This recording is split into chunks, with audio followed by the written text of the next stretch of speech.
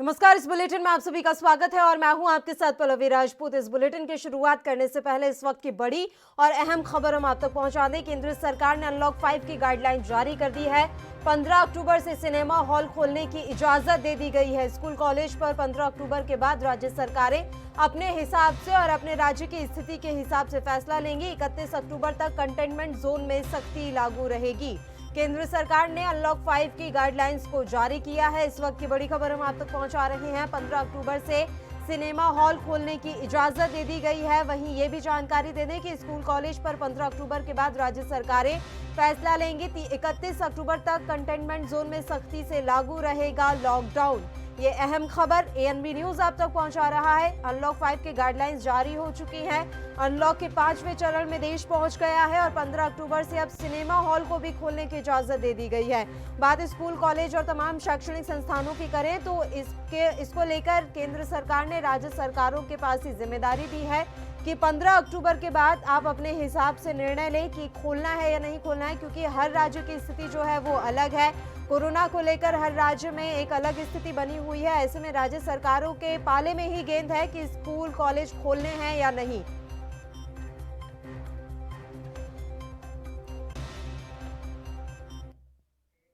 और चलिए अपने मुद्दे का रुख करते हैं। हाथरस में गैंगरेप के शिकार 19 साल की युवती की मंगलवार सुबह दिल्ली के सफदरजंग अस्पताल में मौत हो गई। इस घटना ने पूरे देश को हिलाकर रख दिया है। ये मौत महज एक बिटिया की मौत नहीं है, ये मौत मूल्यों की है। ये मौत समाज के उस सिस्टम की भी है जहां बेटियां महफूज नहीं है। हाथरस मामले में कब क्या हुआ, आइए ग्राफिक्स के जरिए आपको समझाते हैं। तो ये ग्राफिक्स के जरिए हम आप तक पहुंचा रहे हैं। 14 सितंबर की ये बात है। पीड़िता के साथ दुर्दांत घटना घटित हुई। पुलिस के अनुसार वह अपने भाई के साथ खेत में घास काटने के लिए गई थी। भाई ने शिकायत दर्ज कराई कि संदीप नाम के लड़के ने हत्या की कोशिश की। युवक के खिलाफ हत्या की कोशिश, SC/ST एक्ट और छेड़खानी की धाराओं में केस दर्ज किया गया। इसके बाद बात करते हैं 19 सितंबर की। पीड़िता के भाई की शिकायत के आधार पर संदीप नाम के युवक को गिरफ्तार किया गया। ये अहम जानकारी हम आप तक पहुंचा रहे हैं। क्या कुछ हुआ है Hathras gangrape and murder case में। पीड़िता बयान देने की हालत में नहीं थी। 22 सितंबर की हम बात बता रहे हैं, इसलिए 22 सितंबर को उसका बयान लिया गया। बयान में पीड़िता ने गैंगरेप की बात कही और 3 और लड़के लवकुश, रवि और रामकुमार के नाम पीड़िता ने लिए थे। पुलिस ने FIR में गैंगरेप की धारा जोड़कर आरोपी लवकुश को गिरफ्तार किया। ये 23 सितंबर को हुआ। पुलिस ने 23 सितंबर को लवकुश को गिरफ्तार करने का काम किया था।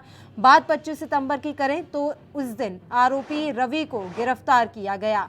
आरोपी रामकुमार को 26 सितंबर को गिरफ्तार किया गया। जिन 3 लड़कों का नाम लिया गया उनकी गिरफ्तारी हुई। हालात बिगड़ने के बाद 28 सितंबर को पीड़िता को दिल्ली के सफदरजंग अस्पताल में भर्ती कराया गया और 29 सितंबर अत्यंत पीड़ा के बाद पीड़िता की मौत हो गई। अस्पताल में पोस्टमार्टम हुआ। 19 से 30 सितंबर की सुबह पीड़िता का उसके परिवार के विरोध के बावजूद अंतिम संस्कार कर दिया गया। इसके अलावा भी हम आपको ये जानकारी दे दें कि हाथरस प्रशासन ने दावा किया है कि पीड़िता की मेडिकल जांच में बलात्कार की पुष्टि नहीं है, जबकि जीभ काटने वाली बात भी नहीं दर्ज है। अब सफदरजंग अस्पताल की पोस्टमार्टम रिपोर्ट का इंतजार हो रहा है। तो ये पूरी जानकारी एएनबी न्यूज आप तक पहुंचा रहा है ग्राफिक्स के जरिए कि इस पूरे मामले में अब तक क्या कुछ हुआ है।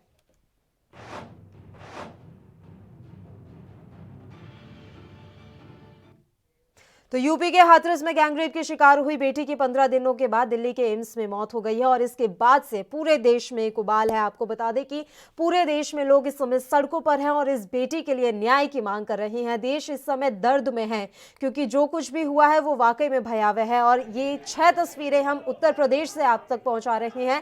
यूपी में अलग अलग जगह प्रदर्शन हो रहे हैं। इस बेटी के लिए न्याय की मांग की जा रही है जो कि अब इस दुनिया में नहीं है। यूपी में आज जगह जगह प्रदर्शन हुए। प्रदर्शनों की इन्हीं कड़ी में ये 6 तस्वीरें 6 जिलों की एएनबी न्यूज आप तक पहुंचा रहा है। पहली तस्वीर आप देख सकते हैं गोरखपुर से। यूपी के सीएम योगी आदित्यनाथ के गृह जनपद गोरखपुर की ये तस्वीरें हैं जहां आज लोग सड़कों पर उतरे। इसमें कांग्रेसी कार्यकर्ता भी शामिल थे और ज्ञापन देने जा रहे थे, इसके अलावा प्रदर्शन कर रहे थे। इस दौरान पुलिस ने काफी रोकने का भी प्रयास किया इन लोगों को और इस दौरान झड़प हुई है काफी पुलिस के साथ, स्थानीय लोगों की और जो कार्यकर्ता कांग्रेस के वहां पर मौजूद थे उनके साथ। गोरखपुर की पहली तस्वीर हम आप तक पहुंचा रहे हैं और दूसरी तस्वीर है कौशाम्बी से। उत्तर प्रदेश के कौशाम्बी में आज कैंडल मार्च निकाला गया है। महिलाओं के द्वारा, जो वहां की स्थानीय महिला थी, उन्होंने ये कैंडल मार्च निकाला।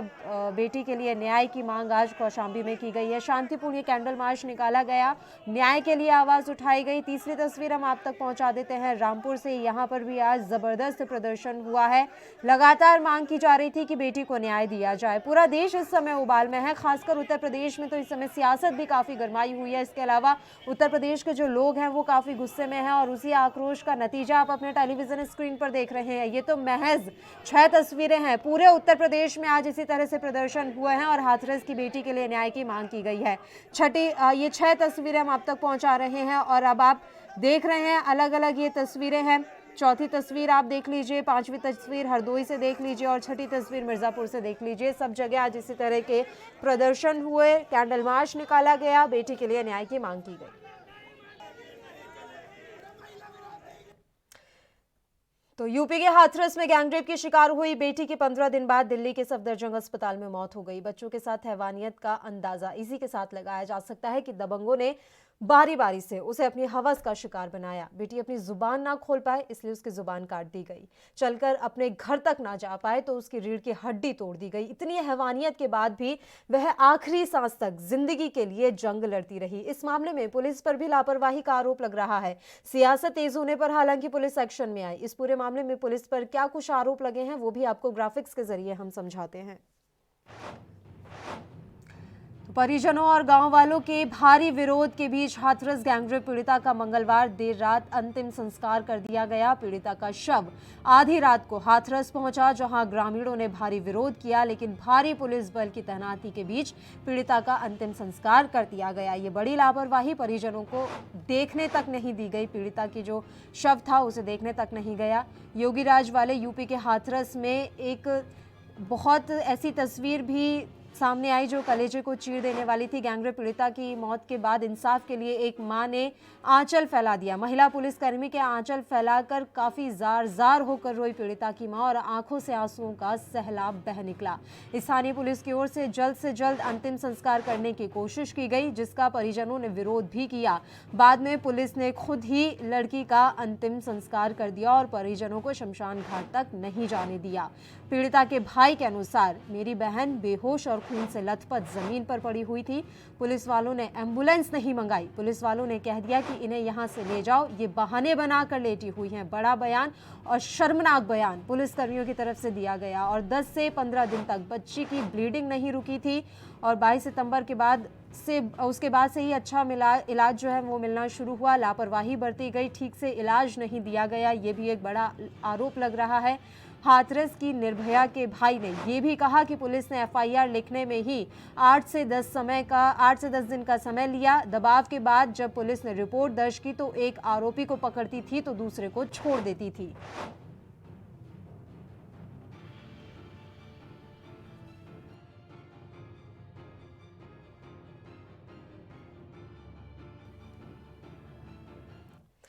और इस मसले पर चर्चा के लिए इस समय 2 मेहमान फोन लाइन पर हमारे साथ जुड़े हुए हैं। बीजेपी से अनीता अग्रवाल जी इस समय फोन लाइन पर मौजूद हैं। इसके अलावा समाजवादी पार्टी से शौकत अली जी भी फोन लाइन पर मौजूद है। सबसे पहले आप दोनों का बहुत बहुत स्वागत है एएनपी न्यूज पर। नमस्कार। अनीता अग्रवाल जी, मैं सबसे पहले आपका ही रुख करना चाहूंगी। सीधा सा सवाल है मेरा, बेटियां आखिर सुरक्षित क्यों नहीं है उत्तर प्रदेश में? छोड़िए उत्तर प्रदेश, क्या पूरे देश में ही सुरक्षित नहीं है, लेकिन यूपी में जिस तरह के हालात बने हुए हैं इसका जिम्मेदार कौन है?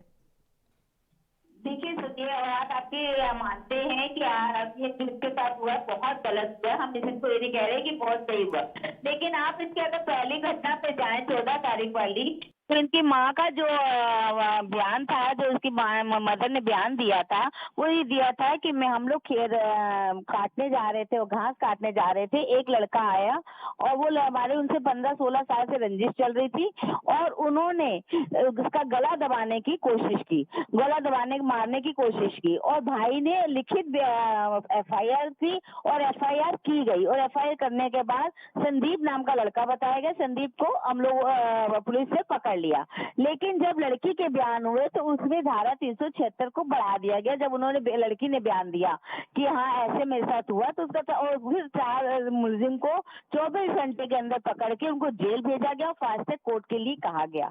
ऐसा नहीं कि अपराधियों को हम संरक्षण दे रहे हैं या अपराधियों को बढ़ावा दे रहे हैं। आपकी इस पूरी बात में मुझे ये समझ में नहीं आया, आप कहना क्या चाहती थी अनीता अग्रवाल जी? क्या आप ये कहना चाहती हैं कि रेप नहीं हुआ था? क्या आप ये कहना चाहती हैं कि पीड़िता के परिवार की तरफ से बार बार बयान बदले गए? क्या आप ये कहना चाहती हैं कि पुलिस ने बहुत फुर्ती दिखाई, कहीं पर भी पुलिस की लापरवाही नजर नहीं आई? क्या आप ये सब कहना चाहती हैं? सुनिए ना, हमने परिवार के लिए कहा ना पुलिस के। मैंने एक जो जनून बात है जो हमने उनकी वीडियो में सुनी है, उनकी मदर की वीडियो में सुनी है, उनके भाई की एफआईआर जो लिखी था वो देखी है, हमने खुद देखी है। बहुत कुछ कहा है अनीता अग्रवाल जी, पीड़िता के भाई ने तो बहुत कुछ कहा है, और इतना कुछ कहा है कि सुनकर रोंगटे खड़े हो जाएं। अगर आप देखिए आप सरकार में हैं, देखिए मैडम आप सरकार में हैं, आप अपनी सरकार को बचाने के लिए कुछ भी कहेंगी, लेकिन नहीं, ये आप क्या कह रही हैं? ये आप क्या कह रही हैं कि पीड़िता की मां ने मुझे पहले ये बयान दिया, वो बयान दिया, उसके बाद पीड़िता ने अलग बयान दिया? सरकार को बचाने की बात नहीं हो रही है। इसके साथ जो हुआ गलत हुआ, मैंने आपसे पहले कहा गलत हुआ है। और सबसे बड़ी बात है, इसके लिए हम लोग भी तो कह रहे हैं कि इसको न्याय मिलना चाहिए। जो हुआ हम उसका कोई ये नहीं कह रहे कि हमने कोई अपराध दे रहे हैं। जैसे और पार्टी सेक्शन नहीं थे, हम सेक्शन नहीं दे रहे, उनको जेल भेजे है उनकी फाइल, और ये गलत हुआ है। ऐसा नहीं है कि गलत नहीं हुआ, हम इसका समर्थन कर रहे हैं, ऐसा नहीं कर रहे हम। लेकिन ऐसी और जो आप संस्कार की बात कर रही है, दाह संस्कार की बात कर रही है कि पुलिस वालों ने किया, ये भी एक अफवाह है, क्योंकि वहाँ पे उनके चाचा, उनके पापा सब थे, डॉक्टर के कहने पे इन लोग की रजामंदी से वहाँ पे दाह संस्कार हुआ है। अब बाद में जो कहा जा रहा है, किया जा रहा है, वो अलग बात है, लेकिन उस समय वहाँ पे सास और इनके चाचा भी रहे और इनके परिवार वालों ने ही दाह संस्कार किया, पुलिस वालों ने दाह संस्कार नहीं किया है। यही तो कह रहे हैं, बहुत सी ऐसी हैं जो अराजक तत्व अफवाह फैला रहे हैं, जो सत्यता नहीं है। ठीक है, इस जवाब पर भी मैं आऊंगी तुरंत आपके पास लौटकर। शौकत अली जी भी इस समय फोन लाइन पर जुड़े हैं, उनसे भी सवाल ले लेती हूँ। शौकत अली जी, सरकारें खूब आई और खूब गईं, आप भी सरकार में रहे या बीजेपी सरकार में है, हालात नहीं बदले, हालात वैसे ही हैं। महिलाओं के प्रति अपराध में कोई कमी नहीं आई, जैसे अपराध पहले हो रहे थे वैसे अभी है। जिम्मेदार किसको माने? देखिए पल्लवी जी, एनसीआरबी का डाटा है, क्या स्थिति है आज प्रदेश की। अपराध इस कदर है कि आप अंदाजा नहीं लगा सकती। मतलब आप एक घटना हो तो मैं उसका व्याख्यान करूं, चाहे वो उन्नाव की घटना हो, एक पीड़िता को जला दिया गया, छूट कर आते हैं बेल पे, उसको जलाकर मार डालते हैं। दूसरा, एक अपने न्याय के लिए कोर्ट जाती है, उसका एक्सीडेंट करा दिया जाता है। तीसरा, ये हाथरस का मामला है। और जिस तरह अनीता जी ये बार बार दोहरा रही हैं, उन्होंने बार बार बयान बदल दिया, बार बार बयान बदल दिया। एक बात बताइए अनीता जी, मैं आपके माध्यम से, आपके चैनल के माध्यम से जानना चाहता हूं, इतना दर्दनाक हादसा हुआ और आपकी सरकार किसे बचाने में जुटी हुई है? मैं ये समझना चाहता हूं, उन 4 युवकों को बचाने में जुटी है, अपनी सरकार को बचाने में जुटी है? मैं ये समझना चाहता हूं। आप पुलिस को डिफाइन कर रही हैं, आप पुलिस को बचा रही हैं, अपनी सरकार को बचा रही हैं, 4 युवकों को बचा रही हैं, ये क्लियर होना चाहिए। सबसे बड़ी चीज कि इतनी बड़ी विडंबना वाली चीज है कि एक युवती की हत्या हो जाती है, उसका तो उनके परिजनों को नहीं दिया जाता है। क्यों नहीं दिया जाता है? क्या भय है, क्या डर है, ये समझने वाली चीज। आप कह रही हैं कि उनका जो परिजन है उनके दाह संस्कार में शामिल थे, तो अनीता जी मुझे ये भी बता दीजिए, और रात में बहुत सारे वीडियो वायरल हुए हैं सोशल मीडिया पे, वहां कितने परिवार के लोग मेंबर उपलब्ध थे, वो बताइए जरा मुझे। भाई अगर उपलब्ध होते तो वो क्यों कहते? ऑन रिकॉर्ड वो बार बार ये कह रहे हैं कि हमें 100 तक उपलब्ध नहीं कराया गया, हमें आखिरी बार अपनी बेटी का चेहरा तक देखने नहीं दिया गया। क्यों नहीं देखने दिया भाई? किस बात का भय था? सरकार किस चीज से डरी हुई है? क्यों अपराधियों को संरक्षण प्राप्त कर रहा है? क्यों बचा रही है उसको?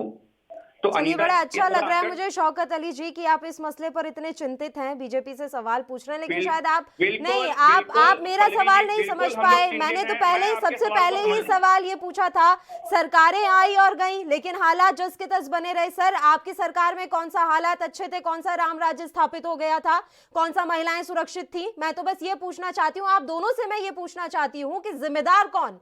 इसका जवाब दीजिए ना, जिम्मेदार कौन?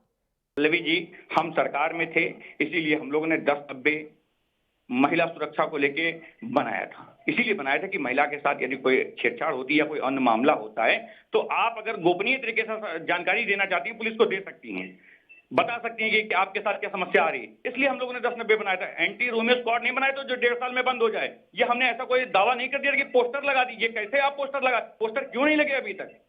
तो सरकार से आज सवाल पूछने पे सरकार जो है दमनकारी रवैया बना रही है।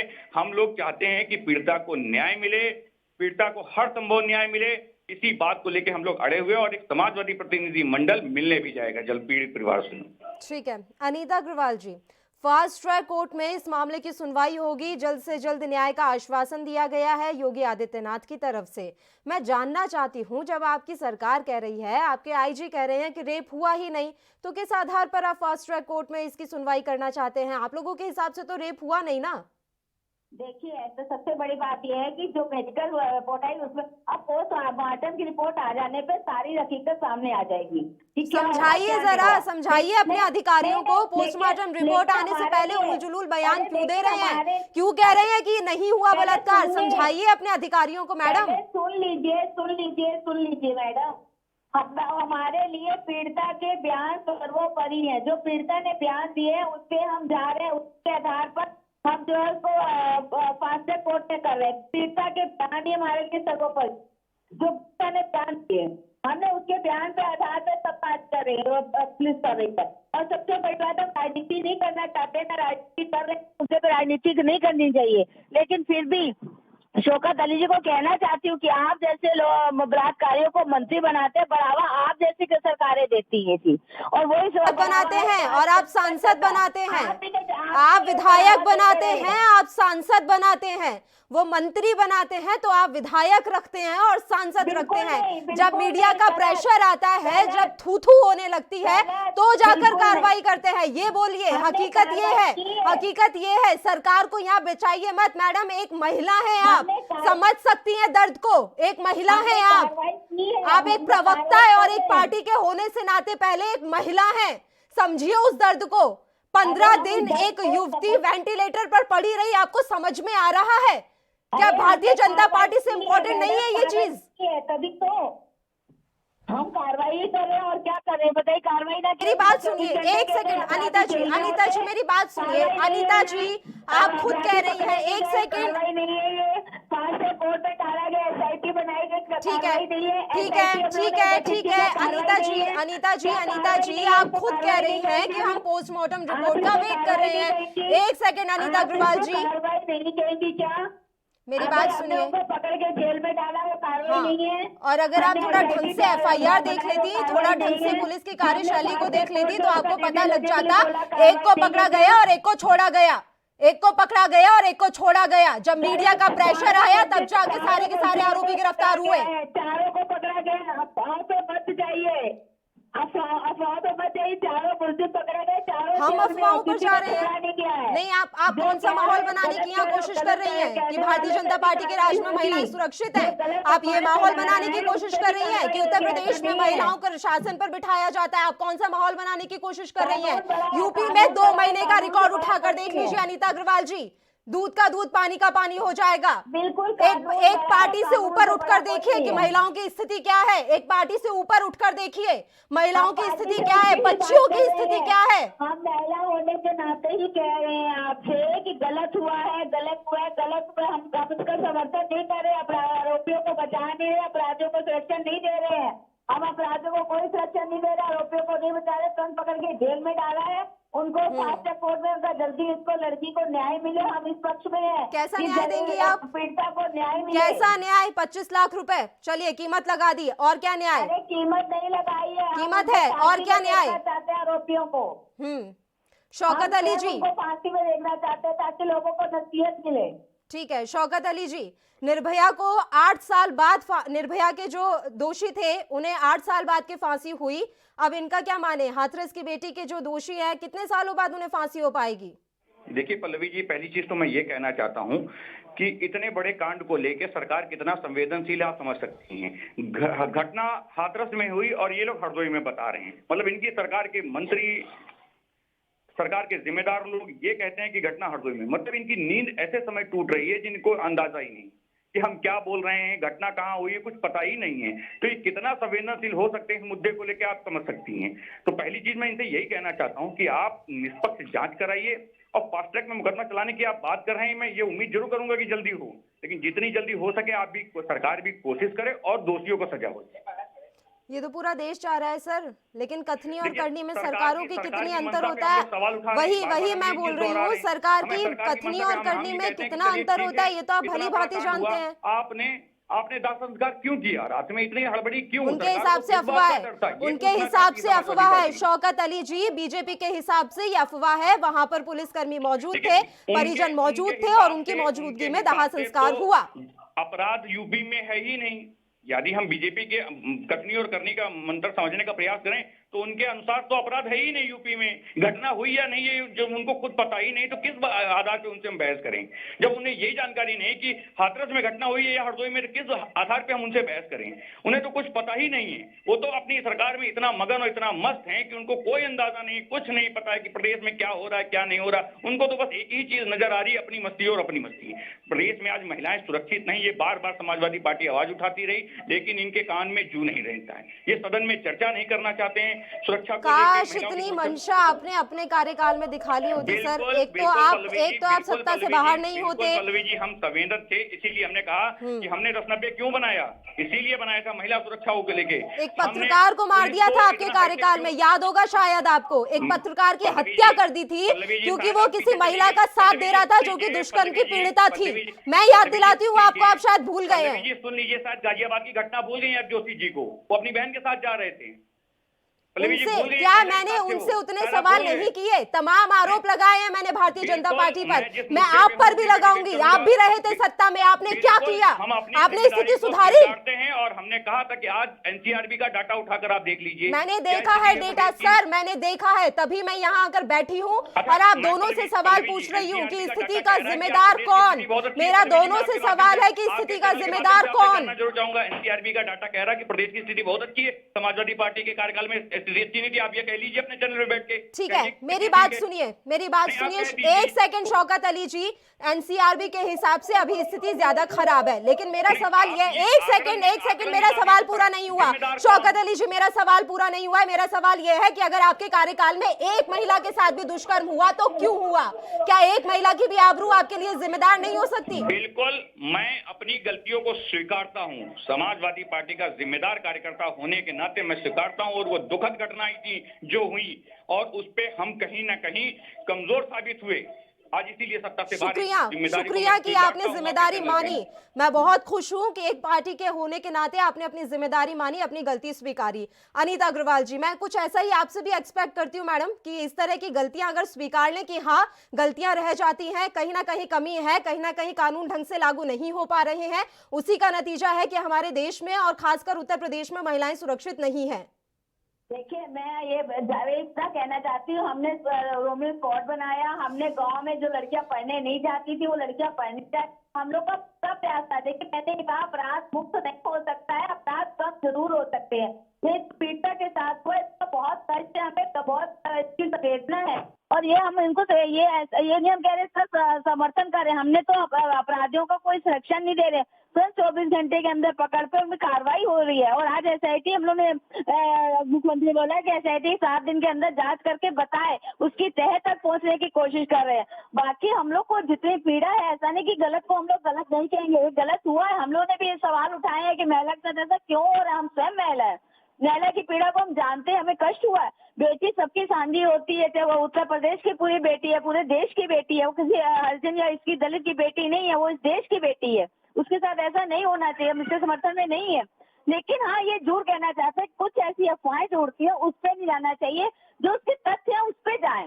वो ये जो कह रहे हैं कि वहाँ पे पुलिस ने उनको शव का दाह संस्कार किया, ये गलत है, ये बिल्कुल सरासर गलत है। उनके परिवार वालों ने किया है, उसका प्रमाण है, ऐसा नहीं बिना प्रमाण के। पीड़िता के भाई ने ये बात कही है, अनीता जी, पीड़िता के भाई ने ये बात कही है, वो बाइट भी है। अगर आप चाहें तो वो बाइट मैं आपको भेज दूंगी। उन्होंने एक सेकंड अनीता जी, बात तो सुन लीजिए। वो कह रहा है कि हम अभी घर में बंद हैं और हमें नहीं जाने दिया जा रहा बाहर, हमें शमशान घाट नहीं जाने दिया जा रहा है। ये दाह संस्कार के पहले का उनका बयान है, क्या मैं उसे अफवाह मान लूं? उनका जो बयान है उससे भी पता कहते ऐसा। तो सबसे बड़ी बात ये है कि वो उसका एक दिन पहले की डेथ हो चुकी थी, उनका पोस्टमार्टम हो चुका था, डॉक्टर के कहने पे रजामंदी से परिवार की उनको किया गया है।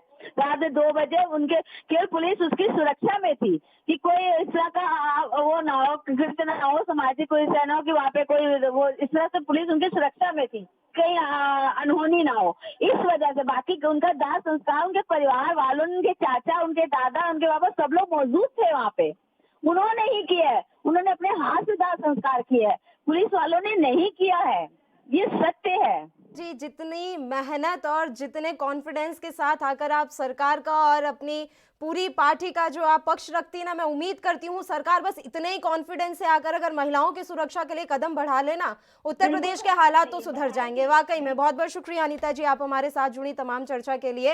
हालांकि इस चर्चा का वही बहस रहा, लेकिन वही नतीजा सिरफिरा रहा है, कोई ज्यादा जानकारी दे नहीं पाते हैं भारतीय जनता पार्टी के जो भी प्रवक्ता और नेता जुड़ते हैं, उनके हिसाब से सब कुछ सही चल रहा है। मोदी सरकार, योगी सरकार बहुत अच्छा काम कर रही है। बात विपक्ष की कर लें तो विपक्ष भी रह देकर सिर्फ सरकार पर आरोप लगा देता है और खुद के कार्यकाल में क्या कुछ हुआ इस पर बात करने के लिए कोई तैयार नहीं है। कुल मिलाकर महिलाओं की सुरक्षा को लेकर हमारा देश और हमारे देश की सरकारें कितनी गंभीर है, राजनीतिक पार्टियां कितनी गंभीर है, इसका अंदाजा आप खुद लगा सकते हैं। इसी के साथ इस बुलेटिन में इतना ही। मुझे दीजिए इजाजत। देश प्रदेश के तमाम ताजा खबरों के लिए आप बने रहिए हमारे साथ। नमस्कार।